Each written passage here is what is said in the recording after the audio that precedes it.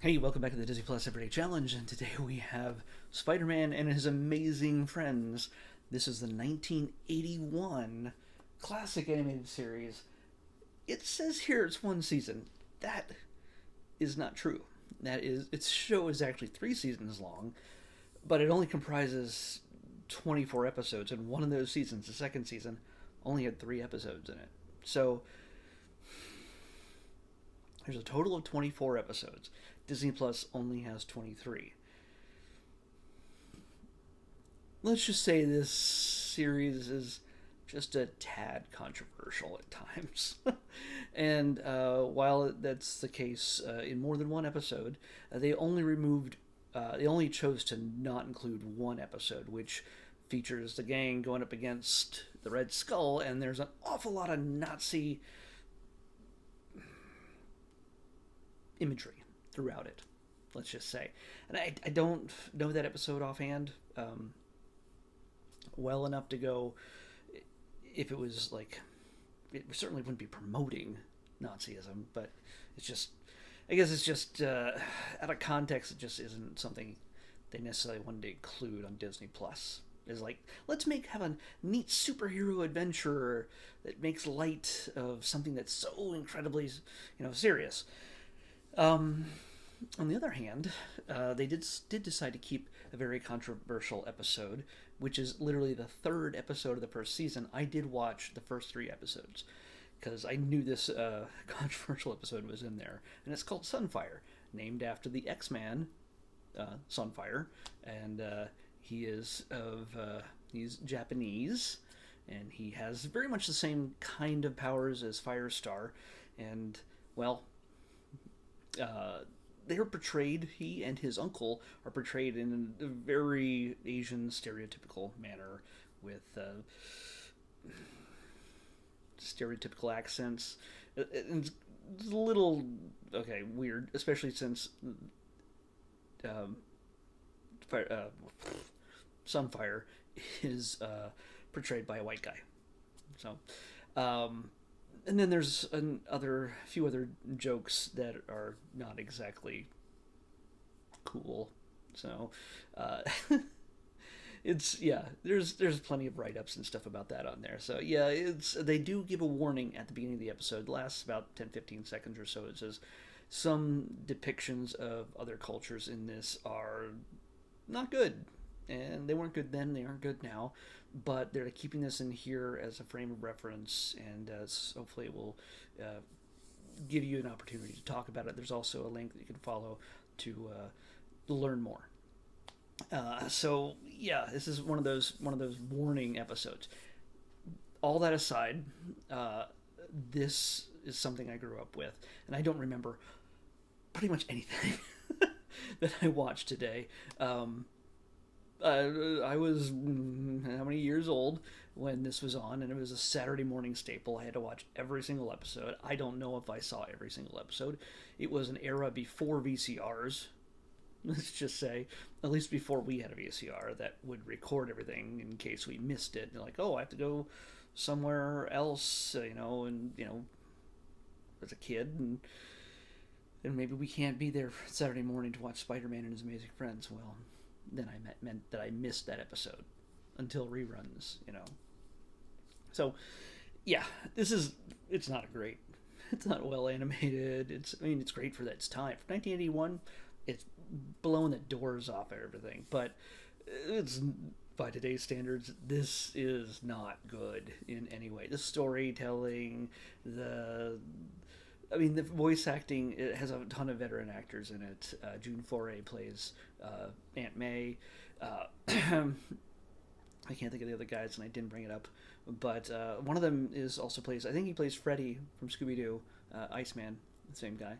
Um, but yeah, this centers around Spider-Man and Iceman and Firestar. It's kind of a weird premise. Spider-Man just hanging out with 2 mutants. One of them, which never appeared in a Marvel comic at all before this series was created. Firestar was created specifically for the show, and Iceman, of course, has existed since 1962, 63, something like that. Um, He was one of the original X-Men. Bobby never grows up. Uh, and the very first episode, Firestar seems to be, hey, you know what? We want a redhead in this. We want an MJ, but can we give her superpowers? So she's just not like always gets kidnapped each episode and rescued and things like that. So I think they just said, you know what? Let's make her Angelica Jones, make her Firestar. She'll be fired to Iceman's ice, and there we go. That's a nice dynamic. But the weird thing is about it, this trio of friends who apparently live together in New York in a massive apartment that includes all sorts of science equipment and computers and control panels and everything else. Even if they're in Queens in the 1980s, you're still, even the worst part of Queens in the 1980s, it's still not cheap. It's still not something that three college, I'm assuming they're college students at this point. Certainly not teenagers living together with Aunt May. I mean, I'm pretty sure Aunt May and Ms. Lyon, said Lionheart yesterday, but I meant Ms. Lyon, the dog, are all living together in this house. How does Aunt May not know about any of these special trapdoors and flipping consoles and like, and at least in the first 3 episodes, we don't really see them using it. They're just sort of standing at the stuff. Like, for some reason, Firestar is looking at a beaker for some reason, and Bobby's checking out stuff on the telescope. Like, oh, a meteor's falling. It's just strange. I mean, I guess it's the kind of thing, you want action elements that the characters can interact with and justify that they have access to this stuff to move the story along at some point. But yeah, it seems like really not a real world scenario. Certainly not for New York.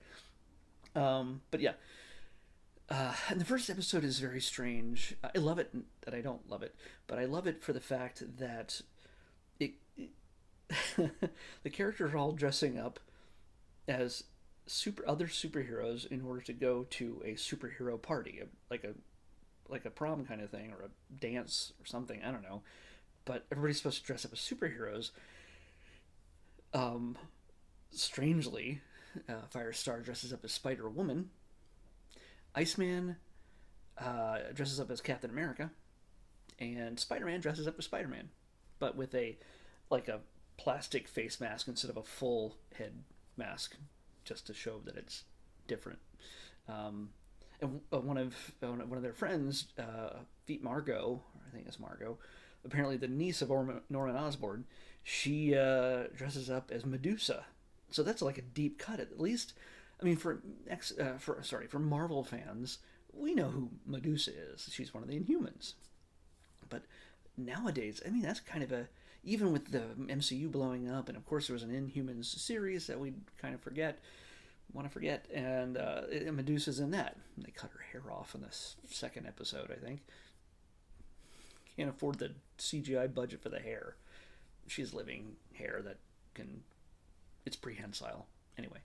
But yeah, then you go to the dance with them and you see all these, you get to see, even though it's not the actual characters, you get to see all of these deep cut characters. You see the Vision and Scarlet Witch dancing, all these different Marvel heroes and villains, all together, or at least their costumes, not actually the characters. So that's kind of neat. But at the same time, what I don't like was how Bobby and Peter are always hitting on Angelica. Like, either she's got her arms around each one of them, or as they're walking down the street, or that she's holding hands with Bobby in the third episode. She's holding hands with Bobby while they're at the carnival or something. But Bobby and Peter are always sort of like vying for her attention. I'm like, if you had roommates, if you shared a house with two other guys apparently, and their aunt, wouldn't you just be a tad creeped out that they're constantly hitting on you? Now, that didn't follow into the second episode, which featured, it was my favorite of the 3 stories that I watched. I only have 20 more episodes to go to get the entire thing. I might have to find another way to see the Red Skull episode, but holy cow. I guess they just sort of maybe dropped that a little bit, but again, seeing her and Bobby holding hands at one point just seems strange. Of course, in the comics now, Iceman is gay, but still, it's it's it's a real confusing. I think it's a confusing situation depending on who's writing the episode. I think at the time determines how they're going to react around Angelica. I don't know. Anyway, the second episode, my favorite of the three, is a Doctor Doom episode. He's the big bad guy, and you have to understand that Doom is probably my favorite villain, like real villain. He's more complex, and yes, he's done his share of good guy things here and there in the comics, but he is truly just Doom. He is evil. But he's also misunderstood. No, who knows? He's his own guy, and if he is not the mastermind behind it, so much that's going on in the MCU in the next coming year, few years, phases, or whatever, I'll be very surprised. Um, anyway, he is trying to steal a cosmic power using maybe a Power Rangers amulet. I'm not sure. It looks like a lion head, and he aims a beam at a storm, and it from the amulet and then reflects down to him. But the gang gets in the way. The Spider Friends, let's go, or I don't know what they say, let's just do it, or something. I can't remember what their really lame call to action is, but they get in the way. As after they're hanging out, after they bump into an old man who keeps getting fired from his job, he's always down on his luck. He's just nothing goes his way until that beam that was meant for Doom comes down and hits him, and that beam gives the person who gets hit ultimate power. Anything they wish, they can do. So he doesn't even realize he has this power when he starts telling people to bug off or go jump in a lake, and they do exactly what he says. He's like, I could use a hot dog, and a hot dog shows up. It's like, I want a friend who's always loyal, and a cat shows up, which doesn't make sense, but a cat shows up, and he's going to name the cat Mabel. And then he has a crush on Aunt May, and Doom is trying to at one point try to take the guy down, but also then pretend to friend him in order to defeat this, Spider-Man and his amazing friends. It's very much not Doom in the sense of, yes, it is Doom, but it's his characterization is so far off. But for a Saturday morning cartoon, it can't be too evil, too doomy. But it's so, some of it is so completely silly, so completely dorky. I love it. And it's something that you'll never see in the proper Marvel comics, and certainly never see in the MCU. So you can only see this in a 1981 animated series starring Spider-Man. It's just great. So yeah, we got some weird racist stereotypical stuff that you get when you pretty much have all white people working on a show, and and you also get some just goofy stuff, some absolutely dumb stuff. The dialogue, I do like Peter and Iceman's like always burning each other, always just snapping back at each other, making jokes about each other. It feels like the Human Torch and the Thing kind of patter back and forth, which is great. It's good fun. It adds to the humor, but it's all so very innocent. And despite the fact that the boys are constantly hitting on her, at least in the first episode, if that comes back as I watch later episodes. Speaking of which, I am going to add this to my watch list because I have to revisit my childhood. I mean, come on, you gotta. I gotta, at least. I don't know if you gotta, but I gotta visit my childhood once again. So, yeah, do I recommend this? If you're my age, sure. If you're really little and not too critical of these things, maybe. I mean, they made Spidey and his amazing friends for the little kids, like the 2 and 3 year olds, or I don't know, somewhere around that age. For the really little ones, who it has a much more modern 3D animated series. We've talked about this in a previous episode, so you can find that episode a couple months back. But yeah, you have Spidey and his amazing friends, and that it has Peter, it has Gwen, and it has Miles as the main three friends, three Spider friends. Um, so yeah, that's the more modern take on it. Problematic, a little strange. Animation's just really rough, really rough. But for people who just would live for the nostalgia and for the deep cut loving hardcore old school Marvel fans, yeah, this has to be seen to be believed. You can't take it seriously. Do not take it seriously. If you do, you're like, oh, that's not a very good portrayal of Doctor Octopus. Dude, just calm down. it's it is it is a product of his time, as I like to say for a lot of things that tend to not age well. It's just the way it is. So enjoy it for what it is. There's nothing else like it. So let's pick tomorrow's episode. 309. 309. 309. Oh, oh, oh man. Well, we're sticking with the Marvel universe, but it's something a little bit more modern. And it's a short, I think. It might be. I don't know if it's a short or if it's like a 22-minute episode or something. But I haven't seen this. I know I'm pretty sure it's still on here. I haven't looked though recently. I've seen it while searching. We are gonna watch Marvel Battle World: Mystery of the Thanos Stones. Mystery of the Thanos Stones.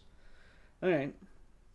Marvel Battle World reminds me of Secret Wars, so maybe that's. I don't know. We'll see. It'll be an experience. Marvel Battle World, Mystery of the Thanos Stones. That's what we're gonna watch next on the Disney Plus Everyday Challenge. I'll see you back here tomorrow with that.